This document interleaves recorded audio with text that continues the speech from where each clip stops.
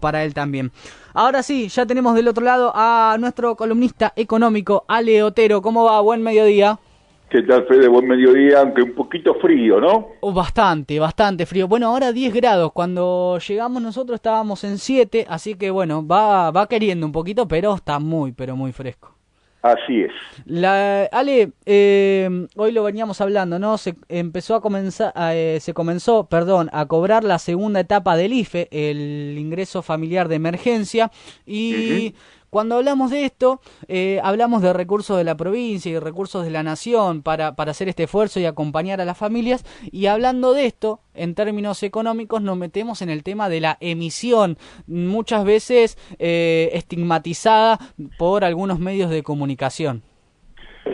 Efectivamente, porque, a ver, hay ahí un debate, una discusión que más allá de que algunos busquen revestirla de estatus teórico, darle estatus teórico y amparar las opiniones en la teoría económica, en realidad se trata de intereses políticos y las miradas son dos. En este sentido uno puede, digamos, reducir este debate a dos opiniones. Aquellos que dicen que el gasto del Estado debe estar ajustado a los ingresos disponibles, y aquellos que dicen que esto no tiene por qué suceder de ese modo. Lo que está haciendo el gobierno tiene que ver con esta segunda variante. El gobierno, en el contexto actual de emergencia y frente a la necesidad absolutamente sensata y razonable de ayudar a los actores económicos que están padeciendo los efectos de la pandemia, implementó una serie de medidas que básicamente son de dos tipos, ¿verdad? Los subsidios, justamente como el IFE, que van a las personas, el ingreso familiar de emergencia, eso es el IFE, pero también subsidios a las empresas, por ejemplo, los que se otorgan para acompañar el pago de los salarios. Claro. Esos son subsidios. ¿Qué quiere decir que son subsidios? Quiere decir que son fondos que el gobierno pone en manos de las personas o de las familias, o en manos de las empresas, en este caso de sus asalariados, que no tienen ninguna contraprestación. Nadie va a devolver esos fondos, no lo van a devolver ni las personas que están recibiendo el IFE, ni tampoco los van a devolver las empresas. Por eso es un subsidio. Y también adopta medidas que no son subsidios, que son préstamos, créditos, por ejemplo, los créditos a tasa cero, o los créditos a tasa cero que se implementaron para los monotributistas, o los créditos con tasas preferenciales para las empresas, con periodos de gracia de devolución y tasas de intereses bajas con repago a largo plazo. Esas sí, son medidas que van a tener compensación. El punto es, bueno, ¿eso con qué se paga? ¿Con qué se financia? Ahí está la ortodoxia, los neoclásicos, que dicen que esas medidas tienen que estar restringidas o tienen que respetar la restricción presupuestaria. Es decir, que en la medida que haya ingresos, esas medidas se pueden financiar, y si no, esas medidas no debieran ser financiadas. El gobierno obviamente no está financiando estas medidas con impuestos, porque los impuestos hoy día no alcanzan para financiar estas medidas, porque con la paralización de la actividad económica, producto de la pandemia, y quiero insistir con esto, la paralización de la actividad económica es producto de la pandemia, no de las medidas de cuidado y de aislamiento y de cuarentena que ha implementado el gobierno para evitar que la pandemia afecte la vida de las personas. La afectación económica, el padecimiento económico, la parálisis de la economía está vinculada a la pandemia, no a la cuarentena. Entonces, estas medidas que está tomando el gobierno para ayudar a las personas que están sufriendo los efectos de la pandemia en materia económica y financiera, que están padeciendo un deterioro de sus ingresos, sea por ventas, por salarios o por imposibilidad de desarrollar su actividad habitual, están siendo financiadas predominantemente con emisión. Claro. En parte los impuestos y muy fundamentalmente la emisión. Los impuestos han caído porque al caer la actividad económica, nuestro sistema tributario, lo hemos explicado muchas veces, está atado al devenir de la actividad económica. Cuando cae la actividad económica, los ingresos del Estado caen mucho más.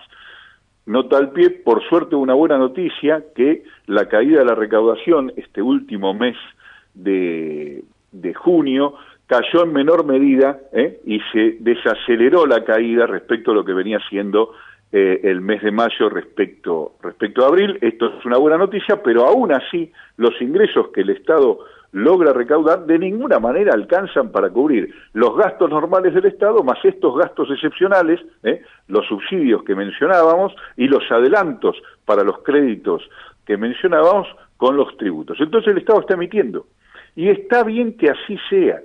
Claro. Los que critican la emisión como modalidad del financiamiento del Estado, ¿qué es lo que dicen, Fede? Se sabe en el discurso de memoria. Ustedes, los periodistas, hablan de la inflación. Claro. Exactamente. ¿Qué es lo que te dicen? No hay que emitir porque la emisión trae inflación.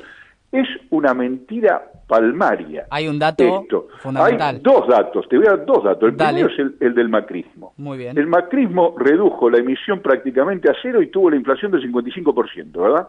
Sí. Y ahora estamos emitiendo muy fuertemente para solventar estos gastos. ¿Y cuál es la inflación? Menos del 2% mensual. Por tercera vez los últimos 3 meses, menos del 2% mensual.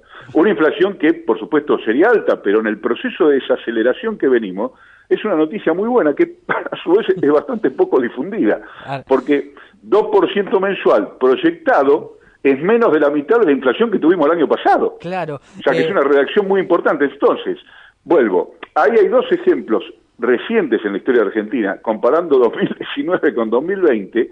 2019 no emitiste nada y tuviste una inflación del 55%. 2020 estamos emitiendo porque hay que atender estas necesidades y la inflación cae aceleradamente. Entonces, la emisión con la inflación no tiene una relación directa.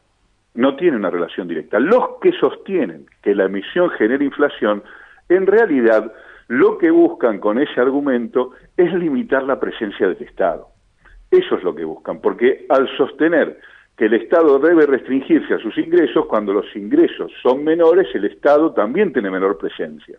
Claro. Ahora, que el Estado tiene menor presencia no es una abstracción, no es una frase inocente. Que el Estado tiene menor presencia quiere decir que el Estado brindaría menores prestaciones de salud, de educación, de seguridad, y en la emergencia como esta daría menos subsidios a las personas, menos subsidios a las empresas, con lo cual habría más quebrantos, más sufrimiento en cabeza de las familias y un padecimiento generalizado de la sociedad, porque que haya menos presencia del Estado quiere decir, sin más ni menos, que haya menos derechos para las personas y menos apoyo para las empresas que los necesitan. Que haya menos Estado quiere decir que sobrevivan aquellos que tengan la suerte o la fortaleza necesaria para hacerlo. Es decir, que haya menos Estado quiere decir que los menos poderosos, los más débiles, los más necesitados, los menos favorecidos, van a tener menos apoyo para dar la lucha por la vida. Mientras que aquellos que están en condición ventajosa no van a recibir el Estado, pero porque no lo necesitan, y entonces van a poder imponer sus condiciones al resto. Entonces, desmistifiquemos este discurso y este sonsonete pavo que pretende fundarse en la teoría económica, y lo que hace no es más que defender el interés de los poderosos cuando dice que el Estado no debe emitir para financiar el gasto público. Cuando hace falta, el Estado debe emitir, y ya hubo un gran teórico de la economía, don John Maynard Keynes, que lo sostuvo, lo demostró y lo llevó a la práctica, o mejor dicho, sus ideas fueron llevadas a la práctica en más de una ocasión a lo largo de la historia con muchísimo éxito, y aún hoy es llevado adelante, y a nadie se le ocurre decir que la fenomenal emisión que está haciendo, por ejemplo, el Banco Central Europeo o que hace la Reserva Federal Americana, va a conducir a la inflación. Es absolutamente todo lo contrario. Sin embargo, acá, contra la evidencia histórica y la propia evidencia reciente de la Argentina, algunos interesados porque lo que están defendiendo, insisto, es otra cosa, siguen sosteniendo que el Estado no debe emitir para financiar el gasto público. Basta de esa tontería, por favor, basta. Lo hemos roto en 50.000 pedazos, me parece, este mito con estos datos que nos tirabas, Ale, y sobre todo, viste que ahora se da mucho ese juego periodístico, de decir cómo hubiera manejado la pandemia el gobierno de Macri, y con estos datos que vos nos tirás, porque muchas veces es contrafáctico decir, bueno, sería mucho peor, pero con estos datos precisos y tomando lo que ellos mismos manifiestan en los medios, la pandemia sería un caos, porque ellos no emitirían, porque están en contra, y tampoco existe un financiamiento externo, porque el Fondo Monetario no va a prestar más plata, y el mundo se ha desplomado todo en cuanto a lo económico. Es decir, esto sería un desborde por cualquier lado. Ya no sería contrafáctico decir que con Mauricio Macri en el gobierno la pandemia sería tal vez igual o peor que en la situación de Estados Unidos. Sería sin duda un desastre. Agradezcamos que no nos tocó pasar esta tremenda situación de la mano de un gobierno como el macrista, sea ese o cualquier otra ideología neoliberal. Porque, como bien decís, como nos arrastraron al default de hecho, claro, no habría quien nos preste. Claro. Y no habiendo quien te preste para financiarte, tenés que arreglar con lo propio. Claro. Y lo propio son los ingresos, y como dijimos, los ingresos caen.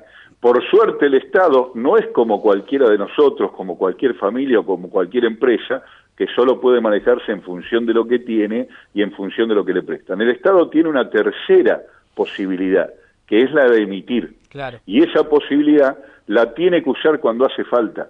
Porque si el Estado se comporta como cualquier persona, como cualquier familia o como cualquier empresa, arrastra al desastre a la sociedad.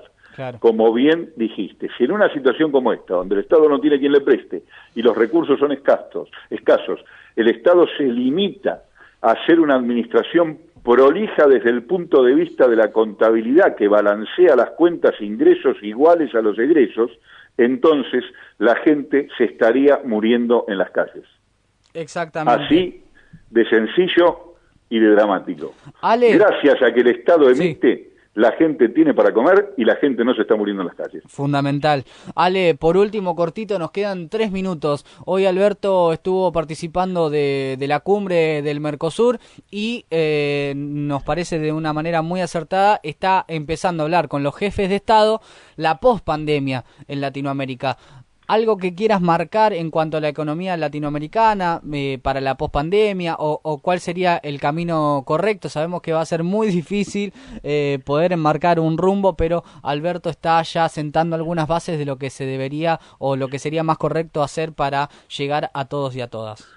A ver, muy rápidamente lo diría así, Alberto está haciendo lo correcto, hay que buscar coordinar a nivel regional. Para nosotros la coordinación con Brasil es en particular es muy importante, pero toda la coordinación a nivel regional tiene una nueva oportunidad de resultar virtuosa a la salida de la pandemia si logramos articular las relaciones de complementariedad que tenemos los distintos países de América Latina, y entonces, aprovechando lo que uno tiene respecto de lo que otro tiene y es complementario, salir de manera conjunta. Pero también, por razones que son muy manifiestas de diferenciación política, tal vez no sea sencillo lograr esos acuerdos rápidamente, y entonces, y con esto termino, vamos a tener que pensar en cómo vivir con lo nuestro para encarar la pospandemia de un modo efectivo, y de qué manera la Argentina, en aprovechamiento de sus recursos, de sus capacidades, de sus habilidades,